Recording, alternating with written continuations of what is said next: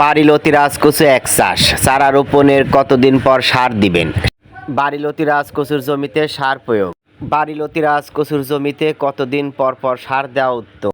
বাড়িলতি রাজকচুর জমিতে কোন কোন সার দিবেন? প্রিয় দর্শক, যে যেখানে আছেন আশা করি ভালো আছেন, সুস্থ আছেন। যে যেখান থেকে আমার ভিডিওটা দেখছেন, যদি ভালো লেগে থাকে লাইক কমেন্ট শেয়ার করবেন। তো যাই হোক, বাড়িলতি রাজকচু এক চাষ ব্যাপক লাভজনক যদি আপনি সঠিক সময় সঠিক যত্ন নিতে পারেন। চারা রোপণের কতদিন পর সার দিবেন? সাধারণত চারা রোপণের 1.5 থেকে 2 পাতা হলে আপনাকে প্রথম ডোজ ইউরিয়া এবং মোরগ মার্কা মাধ্যমিক সার একত্রে মিশায় প্রয়োগ করতে হবে। এতে গাছগুলো দ্রুতগামী বৃদ্ধি পাবে। দ্বিতীয় ডোজ ঠিক 8 দিন পরে আপনি অবশ্যই ইউরিয়া, টিএসপি এবং সাথে মোরগ মার্কা মাধ্যমিক সার প্রয়োগ করবেন। প্রিয় দর্শক, এই নিয়মে আপনারা প্রতিনিয়ত বাড়িলতি রাজকচু একের জমিতে সার প্রয়োগ করবেন। আপনি যদি 8 দিন পর পর সার প্রয়োগ না করেন, তাহলে বাড়িলতি রাজকচু একের গাছগুলো স্বাভাবিক বৃদ্ধি বজায় থাকবে না। এতে বিভিন্ন রোগ ব্যাধিতে আক্রান্ত হওয়ার সম্ভাবনা রয়েছে। এ সময় আপনাকে অবশ্যই লেদা পোকা দমনের ঔষধ এবং পচন প্রতিরোধে আপনি নিয়মিত ওষুধ প্রয়োগ করতে হবে। আপনাকে নিয়মিত জমি পরিদর্শন করতে হবে। দেখবেন জমিতে আগাছার জন্ম নিয়েছে কিনা। যদি আগাছা জন্ম নিয়ে থাকে, সার দেওয়ার পূর্বে অবশ্যই আগাছাগুলো সঠিকভাবে পরিষ্কার করে নেবেন।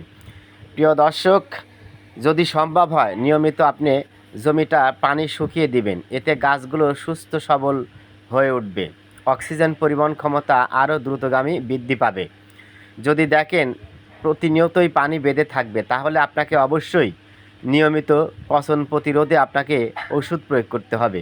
পচন প্রতিরোধে সাধারণত বিভিন্ন কোম্পানির বিভিন্ন ওষুধ থাকতে পারে, তবে ম্যানকোজেব গ্রুপের ওষুধ বা কার্বানডাজিম গ্রুপের ওষুধ এক্ষেত্রে সবচেয়ে উত্তম।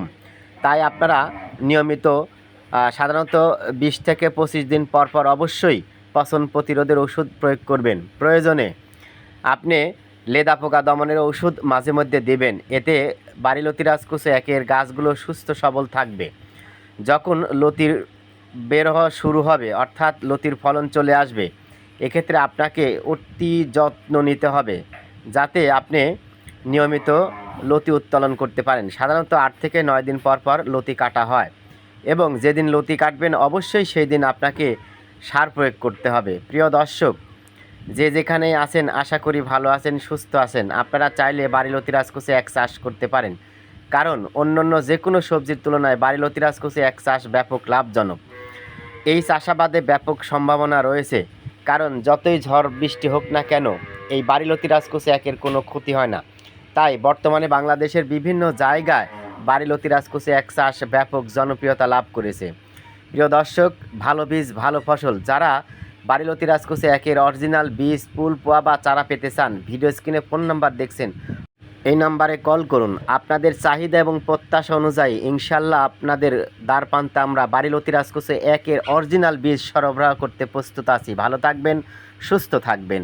আপনাদের মতামত কমেন্ট আকারে জানাবেন। যারা বাড়িলতি রাজকচু এক চাষ করেছেন, সঠিক সময়ে সঠিক যত্ন নিন, এতে আপনার রত্ন ফলবে। ভালো থাকুন, সুস্থ থাকুন। নতুন দিনগুলো আপনাদের মনের মতন কাটুক, এমন প্রত্যাশায় আমি মোহাম্মদ আসাদ আলী এখানেই বিদায় নিচ্ছি। আল্লাহ হাফেজ।